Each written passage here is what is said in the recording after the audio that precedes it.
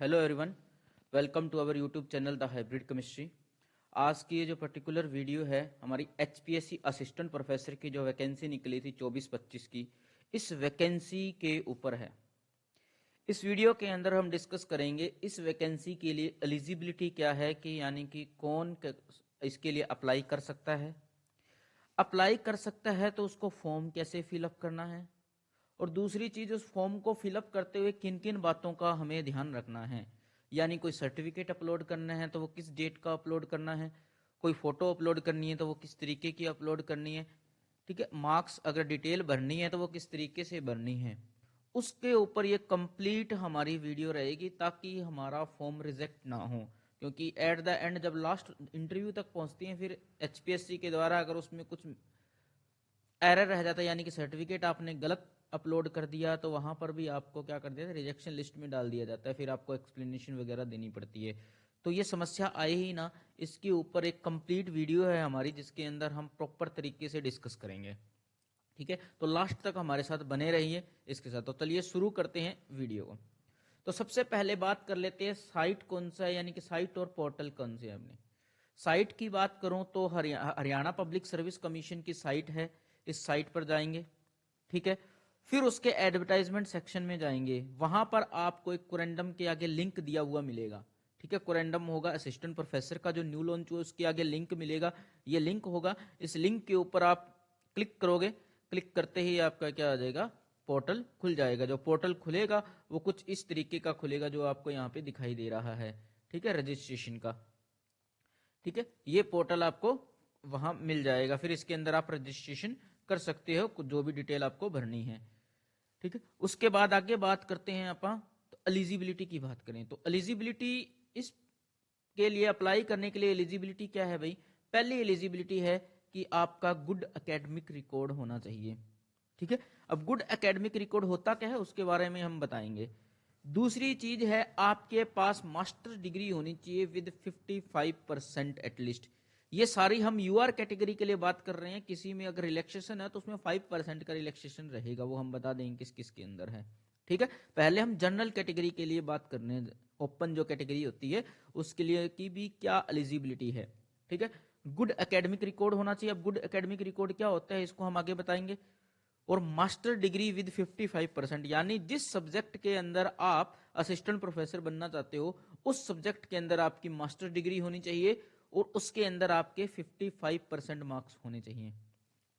उसके बाद आपने या तो हिंदी पढ़ी हुई हो या संस्कृत पढ़ी हुई हो, 10th तक पढ़ी हुई हो, या फिर आपने कॉलेज में ली हुई हो। मतलब दोनों में से कोई एक ऑप्शन जरूर होना चाहिए।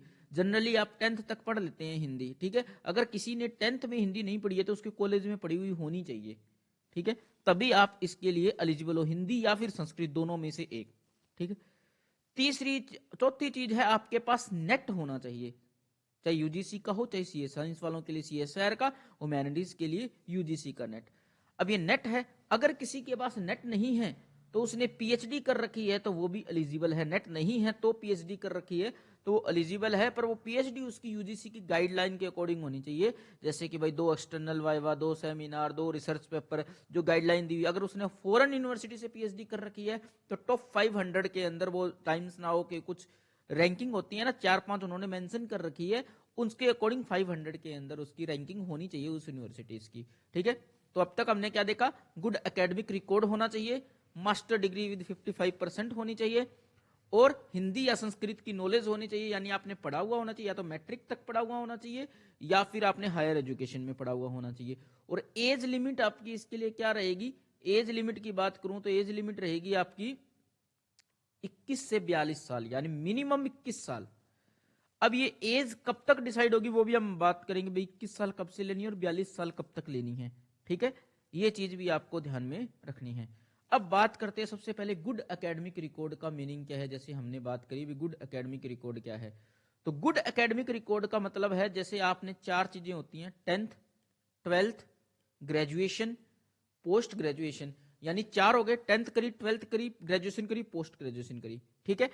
इसके अंदर चारों में से किसी दो के अंदर आपके एवरेज 55% होने चाहिए, ठीक है।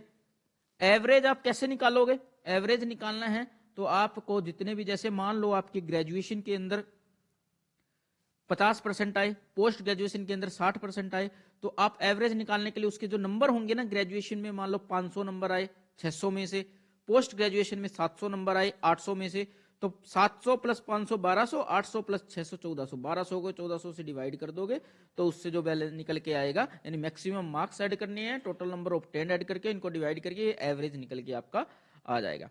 इसके अलावा क्या है, या तो ये कंडीशन हो आपकी किसी दो के अंदर 55% मिल जाए, या फिर 10th 12th ग्रेजुएशन मास्टर्स, इनमें से किन्हीं दो के अंदर सेपरेटली 50% से अबव होने चाहिए आपके, ठीक है, किन्हीं दो के अंदर सेपरेटली।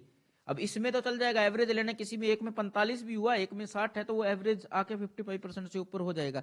पर इसमें क्या सेपरेटली आपका क्या होना चाहिए, 50% से अबव होना चाहिए किन्हीं दो के अंदर। तो ये है आपका गुड एकेडमिक रिकॉर्ड का मीनिंग, ठीक है। उसके बाद बात कर लेते हैं रिलैक्सेशन। गुड एकेडमिक रिकॉर्ड के अंदर रिलैक्सेशन क्या है, अगर कोई ऐसा कैंडिडेट है जिसके मास्टर डिग्री में 55% से अबव है, वो तो एलिजिबिलिटी है, वो तो होनी ही चाहिए, ठीक है, और उसने पीएचडी डिग्री भी कर रखी है, तो उसके लिए गुड एकेडमिक रिकॉर्ड नहीं चलेगा। मतलब गुड एकेडमिक रिकॉर्ड की रिक्वायरमेंट उसके लिए नहीं है। कहने का मीनिंग क्या है कि अगर किसी ने, जैसे जिसकी मिनिमम एलिजिबिलिटी क्या है 55% होनी ही चाहिए, अगर उसके पास प्लस में पीएचडी की डिग्री है तो उसके लिए गुड एकेडमिक रिकॉर्ड की कोई वो एलिजिबिलिटी नहीं है। उसके बाद बात कर लेते हैं, अगर किसी के पास मास्टर डिग्री में 55% और अबो है, ये तो एलिजिबिलिटी है, ये तो होंगे तभी वो अप्लाई कर पाएगा। दूसरी चीज, उसके पास एमफिल डिग्री है, तब उसके लिए किसी एक के अंदर 50% है, किसी भी एक जो नीचे वाले एग्जाम है 10th 12th बीए यानी कि ग्रेजुएशन, इनमें से किसी एक के अंदर 50% है, तो उसके लिए वो गुड एकेडमिक रिकॉर्ड माना जाएगा। क्लियर, दोनों चीजें मैंने क्लियर कर दी आपके लिए। तीसरी चीज क्या है, अगर किसी ने first class first in university, ठीक है, अगर मास्टर डिग्री में फर्स्ट क्लास फर्स्ट ऑब्टेंड करी है, ठीक है, और एमएससी डिग्री के अंदर एमएस मास्टर डिग्री में 50% है, ठीक है, तो किसी एक के अंदर भी 50% है, मान लो नीचे वाले के, अगर मान लो उसने मास्टर डिग्री करी है, वो फर्स्ट क्लास से पास करी है, यानी फर्स्ट डिवीजन से पास करी है, और उसके किसी एक के अंदर 50% है, ठीक है, नीचे वाले एग्जाम्स के अंदर, तो वो गुड एकेडमिक रिकॉर्ड है। अब देखो, अगर ये चीज रिलैक्सेशन लेनी है ना, उसको अपलोड करने पड़ेंगे सर्टिफिकेट जो कंपिटेंट अथॉरिटी से है, ताकि उसको रिलैक्सेशन दी जाए, अदरवाइज रिलैक्सेशन नहीं मिलेंगे। फॉर एग्जांपल पीएचडी है तो पीएचडी का अपलोड करना पड़ेगा उसको, अगर उसने ये चीजें मान लो उसने एमफिल डिग्री कर रखी है तो एमफिल का अपलोड करना पड़ेगा, कंपिटेंट अथॉरिटी से इशू सर्टिफिकेट अपलोड करने, तभी उसको रिलैक्सेशन मिलेगी, अदरवाइज उसको रिलैक्सेशन नहीं मिलेगी। क्लियर। तीसरी बात है, रिलैक्स किसके लिए, जैसे जितनी भी रिजर्व कैटेगरी है, जैसे कि एससी हो गया, बीसी हो गया, ठीक है, ब्लाइंड यानी फिजिकली हैंडीकैप्ड हो गया, इन सब के लिए 5% की रिलैक्सेशन है, ठीक है, 5% की रिलैक्सेशन है उन सब के लिए, यानी जिनका 55% था वो 50% पर आ जाएगा क्राइटेरिया। क्लियर, ठीक है, रिलैक्सेशन का भी पॉइंट क्लियर हो गया। उसके बाद उन लोगों को 5% की रिलैक्सेशन दी गई है, ठीक है, जिनके पास, जिन्होंने अपनी मास्टर डिग्री, जिनके पास पीएचडी की डिग्री है और मास्टर डिग्री जिन्होंने क्या किया था 19 सितंबर 1991 से पहले कर रखी है, यानी पहले जिन्होंने मास्टर डिग्री कर रखी है उनको 5% की क्या है रिलैक्सेशन है उनके, जिनमें मान लो उनको 55% चाहिए थे, वहां उसको 50% से काम चल जाएगा, ठीक है। SC ST वाला ये बताइए दिया आपको रिलैक्सेशन, पर ये रिलैक्सेशन लेनी है तो आपको वो उसके लिए पर्टिकुलर सर्टिफिकेट आपको अपलोड करना ही पड़ेगा। उसके बाद एलिजिबिलिटी की बात करूं तो आप इंडिया के सिटीजन होने चाहिए, नेपाल के सिटीजन या भूटान के सिटीजन या तिब्बतियन यानी रिफ्यूजी वगैरह होते हैं, ठीक है, ये सब चीजें आपको सर्टिफिकेट पर्टिकुलर अपलोड करना पड़ेगा, ठीक है, तभी आप माने जाओगे इसके लिए, ठीक है। उसके बाद बात करते हैं, ये चीजें होंगी एलिजिबिलिटी। अब आप फॉर्म भरते हैं, फॉर्म भरते हैं ना तो हमारे सामने दिक्कत आती है, उसमें लिखा होता है ड्यूली साइंड फोटो, तो उसका मीनिंग क्या है, उसका मीनिंग है आपका इस तरीके से फोटो होगी, फोटो के ऊपर आप साइन करोगे थोड़ा सा क्रॉस करके, इस तरीके से आप साइन करोगे, ये ड्यूली साइन फोटो है। इसको कैसे करोगे, एक पेज के ऊपर फोटो लगा लोगे, उसके ऊपर साइन कर दोगे, फिर उसको स्कैन करके फिर अपलोड करोगे क्रॉप करके, ठीक है। तो ये सारी चीजें ना आप फॉर्म भर रहे हो ना, खुद भरना, पहले खुद भरोगे फॉर्म तभी आप कर पाओगे, क्योंकि आप असिस्टेंट प्रोफेसर लगने जा रहे हो तो फॉर्म खुद ही भरना है आप लोगों को। उसके बाद बात करते हैं मार्क्स वर्सेस सीजीपीए। अब क्या दिक्कत आएगी, वहां एक कॉलम होगा मार्क्स ऑब्टेन्ड, और ये दिक्कत आएगी कि भाई हमारी तो सीजीपीए होती है, तो आपको किस तरीके से करना है। तो सीजीपीए होगी तो ना आपको ना अपनी यूनिवर्सिटी में ना जो कन्वर्जन फॉर्मूला पता करना पड़ेगा। जैसे कि मेरी जैसे आईआईटी सी है, तो आईआईटी के अंदर कन्वर्जन फॉर्मूला वो प्रॉपरली एक फॉर्मेट देते हैं जिसमें लिखा हुआ होता है कि CGPA is equal to multiply by 10, sorry percentage is equal to CGPA into multiply by 10। मतलब सीजीपीए को 10 से मल्टीप्लाई करेंगे तो वो परसेंटेज आएगी, क्लियरली मेंशन होता है। अब कुछ पर्टिकुलर यूनिवर्सिटीज होती है जिसमें 9.5 से मल्टीप्लाई करना होता है, ठीक है। तो परसेंटेज तो आपके ऐसे निकल जाएंगे, ठीक है, यानी परसेंटेज आपके निकल गए सीजीपीए। अब इसको भरना कैसे है, आप इसको भरोगे, मान लो आपके 84% आ गए, तो आप ऑब्टेन्ड के अंदर 84 भर दोगे, मैक्सिमम मार्क्स के अंदर 100 भर दोगे, ये भी कर सकते हो इसके अंदर। या 10 वाले फैक्टर के अंदर तो आप ये भी कर सकते हो कि जैसे मान लो आपकी सीजीपीए 8.4 है 10 में से, तो आप ऑब्टेन्ड 8.4 कर दो, मैक्सिमम 10 कर दो, ये भी कर सकते हो। 9.5 वाले में आपको सिर्फ परसेंटेज से ही करना पड़ेगा, क्योंकि इससे फैक्टर निकलेगा नहीं। तो कैसे 9.5 से मल्टीप्लाई करके आप उसका परसेंटेज निकाल लोगे। परसेंटेज निकालने के बाद मान लो 70% आया, तो ऑब्टेन्ड 70, मैक्सिमम कितने आ गए आपके 100। तो इस तरीके से आप डिटेल भरोगे। तो सीजीपीए वाला कंसेप्ट आपका क्लियर हो गया। अब बात करते हैं कि फॉर्म दोबारा निकले हैं, तो किसको क्या करना चाहिए, जिसने पहले भर दिया, नहीं करना है, क्या करना है, ये सारी चीजें अपन डिस्कस करेंगे। सबसे पहले उन कैंडिडेट्स की बात कर लेते हैं जो एससी के जो कैंडिडेट है जिन्होंने पहले अप्लाई कर दिया है इस पोस्ट के लिए। उनको क्या करना है, उनको अपने एप्लीकेशन फॉर्म को अपडेट करना है। अपडेट कैसे करोगे, आप लॉगिन करोगे, लॉगिन करने के बाद आपको अपनी रिस्पेक्टिव कैटेगरी है कि जैसे एससी में बाइफर्केशन हो गया है कि डीएससी है कि ओएससी है, तो आपको अपडेट करना है कि भाई मैं डिप्राइव्ड शेड्यूल कास्ट हूं या ओपन शेड्यूल कास्ट हूं, ठीक है।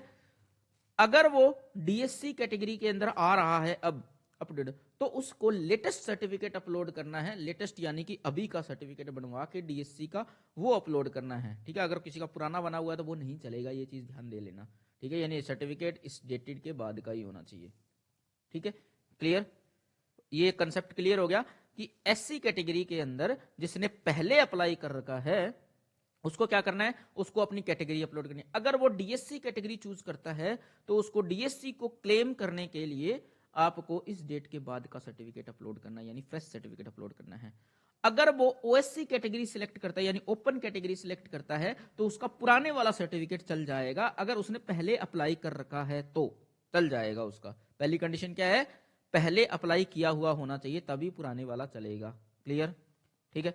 फिर उस फॉर्म को भरने के बाद उसकी कॉपी को डाउनलोड करना है, उसको अच्छे से पढ़ना है कि हमारी सारी इंफॉर्मेशन करेक्ट है या नहीं है। इंफॉर्मेशन को चेक करनी है, चेक करने के बाद उसको साइन करना है, साइन करने के बाद उसको अपलोड करना मत भूलना। क्लियर, ये चीजें आपको ध्यान में देनी ही देनी है। अब बात कर लेते हैं एससी कैटेगरी के वो जिन्होंने पहले अप्लाई नहीं किया था, फ्रेशली अप्लाई करेंगे, तो उनके लिए दोनों के दोनों सर्टिफिकेट आपको फ्रेश अपलोड करने हैं, नए बनवाने हैं सर्टिफिकेट। वो ही सर्टिफिकेट आपको अपलोड करने हैं, पुराना सर्टिफिकेट चाहे वो ओएससी का हो चाहे वो डीएससी का हो, वो नहीं चलेगा। क्लियर, ये बात आपके दिमाग में होनी चाहिए, डीएससी और ओएससी वाली, ठीक है। अप्लाई फॉर्म वैसे ही करना है। उसके बाद बात करते हैं आप कि जैसे रिक्वेजिशन रिसीव होती है डीएससी और ओएससी वाली, ठीक है। पर ऐसा देखते आते हैं कि किसी एक पर्टिकुलर या तो डीएससी या ओएससी में किसी में पोस्ट ही नहीं आती है, एससी वाले में। मान लो एससी की 10 पोस्ट थी, 10 की 10 डीएससी में चलेगी, ओएससी में कोई पोस्ट ही नहीं आई, या 10 की 10 ओएससी में चलेगी, डीएससी में कोई पोस्ट ही नहीं आई। तो उस केस के अंदर उनकी कैटेगरी जनरल कैटेगरी एज्यूम करी जाएगी, कंसीडर करी जाएगी उन बच्चों के लिए अप्लाई का। क्लियर, ठीक है, भी कोई दिक्कत नहीं है। चलिए आगे बात करते हैं। अब बात कर लेते हैं आप बीसी के बारे में कि बीसी का क्या इशू है, ताकि उनका सर्टिफिकेट, ये इशू पीजीटी केमिस्ट्री में काफी पड़ा था, तो अभी ध्यान से देख लें इस चीज को। पहली चीज तो बीसीए और बीसीबी का जो भी सर्टिफिकेट होना चाहिए वो 16/7/2024 के बाद का होना चाहिए और क्लोजिंग डेट से पहले का होना चाहिए। अगर किसी ने पहले अप्लाई कर रखा था तो उसकी पहले क्लोजिंग डेट थी, वो मानी जाएगी। अगर किसी ने अब अप्लाई कर रहे हो तो उसकी अब की मतलब क्लोजिंग डेट है, अभी अपडेट कर रहे हो तो अब की क्लोजिंग डेट से पहले का होना चाहिए। क्लियर, आपको क्या करना है, फ्रेश सर्टिफिकेट ऑनलाइन पोर्टल के ऊपर अपलोड करना है, उसकी डिटेल्स भरनी है। और जो सर्टिफिकेट होना चाहिए वो 16/7/2024 के बाद का ही होना चाहिए, ये चीज ध्यान से देख लें आप, ठीक है, क्लियर। उसके बाद क्या करना है, आपको इंफॉर्मेशन अपडेट करनी है, डाउनलोड करना है, फिर उसको पढ़ना है अच्छे से, इंफॉर्मेशन को पढ़ने के बाद उसको साइन करना है, साइन करने के बाद उसको अपलोड करना ना भूलना, ये चीज ध्यान से देख लें आप, ठीक है, ये क्लियर हो गया। उसके बाद बात करते हैं ईडब्ल्यूएस कैटेगरी की। तो ईडब्ल्यूएस कैटेगरी के लिए जो आप सर्टिफिकेट लगाओगे वो 2024-25 फाइनेंशियल ईयर का होना चाहिए, पहली चीज तो ये ध्यान में दे ले। दूसरी चीज, वो 1 अप्रैल 2024 के बाद का इशू होना चाहिए। आप फ्रेश सर्टिफिकेट अपलोड करोगे, वही चीज इंफॉर्मेशन को चेक करोगे, डाउनलोड करोगे और साइन करोगे, साइन करने के बाद उसको अपलोड करोगे, ये चीज देने। अब अगली बात है कि किसी ने पहले अप्लाई कर दिया पर वो गलती से कोई स्टेप रह गया, कुछ एरर आ गया, मान लो साइन करना भूल गया, फोटो गलत अपलोड कर दी, प्रिंट आउट नहीं लिया, ये सारी चीजें आपको ध्यान में रखनी है। तो उसको क्या करना है, उसको अपना जो पहले का फॉर्म है उसको कैंसिल करना है, कैंसिल करने के बाद नया फॉर्म भरना है नई फीस के साथ, क्लियर। सीधा मत भर देना, पहले पुराने वाला कैंसिल करना है, उसके बाद नया भरना है, अगर उसने पहले कोई गलती कर रखी है तो, ठीक है। अब नया भरोगे तो उसकी एलिजिबिलिटी की कंडीशन नए के अकॉर्डिंग लगेगी, यानी कि एज लिमिट वाली जो है किस डेट तक है वो आगे बताऊंगा मैं। अब जो फ्रेश भर रहे हो, मान लो जो नया भरेंगे कैंसिल करने के बाद, उनके लिए एज लिमिट या फ्रेश भरने वालों के लिए एज जो कैलकुलेट होगी वो 15 फरवरी 2025 तक कैलकुलेट होगी, यानी 21 साल या 42 साल। और एलिजिबिलिटी आपकी जो भी डॉक्यूमेंट आप अपलोड कर रहे हो वो कैलकुलेट होंगे 15 मार्च 2025 तक के ही, इसके बाद के नहीं होंगे, क्लियर। और बाकी मैंने पहले बताया उससे पहले बाद के होने चाहिए और इससे पहले के होने चाहिए, क्लियर। तो ये फ्रेश के लिए अप्लाई के लिए होगी कैटेगरी का, ठीक है। ये कि अप्लाई करते वक्त किन बातों का ध्यान रखना है। अब आप देख लेते हैं कि एक फॉर्म को, जैसे अगर बात करें, मैंने आपको बताया था कि रजिस्ट्रेशन करोगे, जो आप साइट बताई तो उसको साइट को ओपन करोगे, न्यू रजिस्ट्रेशन पर जाओगे, रजिस्ट्रेशन जाने के बाद यहां पर आपको डोमोसाइल अपलोड करना है। डोमोसाइल अपलोड करने के बाद आपको 3 ऑप्शन दिखेंगे, या तो आप आधार से कर लो, या परिवार पहचान पत्र से कर लो, या मोबाइल नंबर से रजिस्ट्रेशन कर लो। मोबाइल नंबर डालोगे, कैंडिडेट का नाम डालोगे, ठीक है। अगर आपने कोई नेम चेंज किया है तो यस या नो लिखोगे, नेशनलिटी क्या है आप लिखोगे, जेंडर अपलोड करोगे, कैटेगरी कौन सी है आपकी, कि भाई जो कैटेगरी में अप्लाई कर रहे हो आप वो कैटेगरी कौन सी है, एससी है, बीसी है, क्या कैटेगरी है आपकी। डोमोसाइल वो जो आपका क्या बोलते हैं उसमें कैटेगरी का सर्टिफिकेट अपलोड करोगे, अगर बीसी अपलोड कर रहे हो तो उसके ऊपर लिखा हुआ मिलेगा आपको, उसका सरल नंबर क्या है, टोकन नंबर अपलोड करने की जरूरत नहीं है आपको, ठीक है। इशू डेट अपलोड करनी पड़ेगी आपको, जो भी डेट आएगी, ठीक है। क्रीमी लेयर है या नहीं है, ठीक है, यस या नो अपलोड करना पड़ेगा। अगर सब कैटेगरी यानी कि आप बीसी भी हो और आपका क्या होना चाहिए, मान लो किसी और के एक्स सर्विसमैन हो, डिपेंडेंट एक्स या फ्रीडम फाइटर वाला कोई रिजर्वेशन क्लेम करना चाहते हो तो वो आप अपलोड करोगे। डेट ऑफ बर्थ क्या है, ईमेल आईडी क्या है, ओटीपी आएगा, इसके बाद सबमिट कर दोगे तो आपका रजिस्ट्रेशन हो जाएगा, ठीक है। ये चीजें आपको ध्यान में रखनी है। और फॉर्म को खुद भरना है भाई, अगर खुद नहीं भर पा रहे हो ना फॉर्म तो फिर आप असिस्टेंट प्रोफेसर कैसे लगोगे, आपको ये चीजें नॉलेज होनी चाहिए। फिर आपसे गलती हो गई, कह दोगे कि हमारा कैफे वाले ने गलत कर दिया, उसने गलत कर दिया, सीएससी सेंटर वाले ने, फिर आप किसको क्लेम करते फिरोगे। अगर आपको दिक्कत आती है, मान लो नहीं भर पाते, तो कम से कम उसको चीज को चेक जरूर कर लेना भी, क्या इन्फॉर्मेशन भरी गई है, कैसे भरी गई है, उसको भरने से पहले, ठीक है। बाद में आप कहाँ चक्कर काटते हुए फिरोगे। तो फॉर्म को खुद भरना है और खुद भरना सीखे, ठीक है। जैसे ये फॉर्म वगैरह भर जाएंगे उसके बाद नई चीजें खुलेंगी, उसको भरते रहना। जैसे मैं एक आपको फॉर्म भरने के बाद प्रिंट आउट दिखा रहा हूं, किस तरीके से आपका दिखना चाहिए। प्रिंट आउट की अगर मैं बात करूं तो जैसे केमिस्ट्री का गया असिस्टेंट पर डोमोसाइल आपका यस है नो है, आपका नाम आना चाहिए या मोबाइल नंबर, ये चीजें चेक कर लेना आप। जेंडर क्या है चेक कर लेना, ईमेल आईडी क्या है चेक कर लेना, date of birth creamy layer है या नहीं है, सिटीजन ऑफ किसका है, इंडिया का, सही भरिए डिटेल। ये फोटो, आपकी फोटो के ऊपर साइन होने चाहिए, किस तरीके से ये साइन हो गए आपको बताया गया था, ठीक है। जो फोटो मैंने दिखाई थी ना उसी तरीके से साइन करने हैं आपको। क्या आपको किसी पेपर के लिए डी बार किया गया है, नहीं किया गया है, क्रिमिनल कोर्ट है नहीं है, कि गवर्नमेंट ऑफ एम्प्लॉय है, यस या नो, यस होंगे तो आपको एनओसी अपलोड करनी पड़ेगी, ठीक है। सब कैटेगरी आपकी कोई है या नहीं है, एड्रेस वगैरह, कॉरस्पोंडेंस। अब देखो हर जगह देखो यहाँ लिखा हुआ है ना डेट, जिस डेट में आप साइन कर रहे हो वो डेट, प्लेस जहां से वो आप मान लो आपका कौन से जगह, टाउन का नाम लिख देना, विलेज का नाम लिख देना, वो प्लेस का नाम लिख के यहाँ साइन कर देना, ठीक है। इसी तरीके से अगर आप बात करें तो एड्रेस तो वो आ ही जाएगा, अकाउंट की डिटेल आपको डाल देनी है, ठीक है, बैंक का जो भी बैंक डिटेल जिससे आपने पेमेंट करी है वो डिटेल है। यहां पर आप डाल दोगे कि भाई आपने मैट्रिक कहां से करी है, कौन से, मान लो सीबीएसई बोर्ड है या हरियाणा बोर्ड है, वो बोर्ड लिख दिया, किस साल में आपने मैट्रिक करी है वो मैट्रिक लिख दिया आपने, आपका रोल नंबर क्या है रोल नंबर लिख दिया, मार्क्स ऑब्टेंड कितने हैं, कितने परसेंटाइल आए हैं आपके, +2 आपने कब करी है, ठीक है, ये सारी चीजें लिख दी आपने।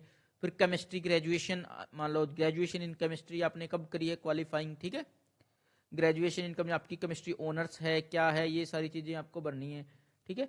और नेम ऑफ द बोर्ड आपने कहाँ से करी है, यूनिवर्सिटी से करी, कौन सी यूनिवर्सिटी ऑफ दिल्ली से करी है या किस कॉलेज से करी है, कॉलेज का नाम लिख के लिख सकते हो आप, ठीक है। ईयर ऑफ पासिंग कब है, रोल नंबर क्या है, आपके मैक्सिमम मार्क्स कितने थे, ऑब्टेन्ड कितने थे, परसेंटेज कितने हैं। पोस्ट ग्रेजुएशन की बात करें तो पोस्ट ग्रेजुएशन आपने कहाँ से करी है, ठीक है, ये सारी चीजें आपकी यहाँ आ जाएगी। किसी मैंने स्टूडेंट का लिया है रेफरेंस, उसके बेसिस पर ये फॉर्म आपको दिखा रहा हूँ। बीएड आपने कब करी है, ये चीजें आ गई, ठीक है। अगर आपका नेट भी है तो अगर नेट का ऑप्शन आता है तो नेट भी आपको यहाँ पर दिखाना है। अगर नेट का ऑप्शन उसके अंदर दिखता है तो कि भाई नेट कब किया है क्या है, वो अगर आ रहा है तो वो भरना है, ठीक है। ये चीजें करने के बाद साइन करना, हर पेज पर साइन का ऑप्शन है, ठीक है। उसके बाद आपने कभी एडॉक या कॉन्ट्रैक्ट बेस पर काम किया है, यस या नो करना है, ठीक है। रिलैक्सेशन 5%, अगर आपने मान लो मैट्रिक है वो रूरल स्कूल से करिए तो आपको 5% का रिलैक्सेशन मिल जाएगा, वो 55% वाला, ठीक है, चाहिए या नहीं चाहिए, ठीक है। और गुड एकेडमिक रिकॉर्ड में रिलैक्सेशन चाहिए या नहीं चाहिए, तो आपको सर्टिफिकेट अपलोड करना पड़ेगा, ठीक है। नेट का आपका रिजल्ट कब है क्या है, ये सारी चीजें आपको डिटेल भर के, जो डॉक्यूमेंट आपने अटैच करी हैं उनकी सारी डिटेल आ जाएगी, यानी बर्थ का प्रूफ क्या है, एड्रेस का प्रूफ क्या है, ये सारी चीजें आपकी यहाँ देखने को मिल जाएंगी। फिर ये साइन और ये चीजें हो जाएंगी, ठीक है, सेम चीज। और इसी तरीके से ये साइन और सेम, फिर इसको आपको क्या करना है, अपलोड करना है। देखो लास्ट में आ रहा है नेट का एलिजिबिलिटी सर्टिफिकेट आपने अपलोड कर दिया है, ठीक है। ये सारी चीजें आपकी क्या आ जाएंगी, इसके अंदर आपको दिख जाएंगे। इस फॉर्म को जो आप क्या करोगे, पीडीएफ को पहले साइन वगैरह करके अपलोड करके इसको संभाल के रख लोगे, ठीक है। तो ये कंप्लीट इन्फॉर्मेशन थी अपनी कि आपको क्या करना है क्या नहीं करना है। इसके अलावा भी अगर किसी को कोई इशू आता है कि हमें इस कॉलम के अंदर क्या भरना चाहिए, तो आप हमारे टेलीग्राम चैनल से जुड़ सकते हो। टेलीग्राम चैनल में लिंक आपका डिस्क्रिप्शन बॉक्स में लिंक मिल जाएगा, उसके अंदर आप पर्सनली भी हमसे कॉन्टेक्ट कर सकते हो, ग्रुप में भी किसी भी तरीके से आपको लगता है। अगर हम फ्री हुए तो आपको रिप्लाई जरूर मिलेगा उसके ऊपर, या हमें मेल कर सकते हो, ठीक है। अगर ये वीडियो अच्छी लगी है तो लाइक शेयर सब्सक्राइब करना ना भूलें। धन्यवाद।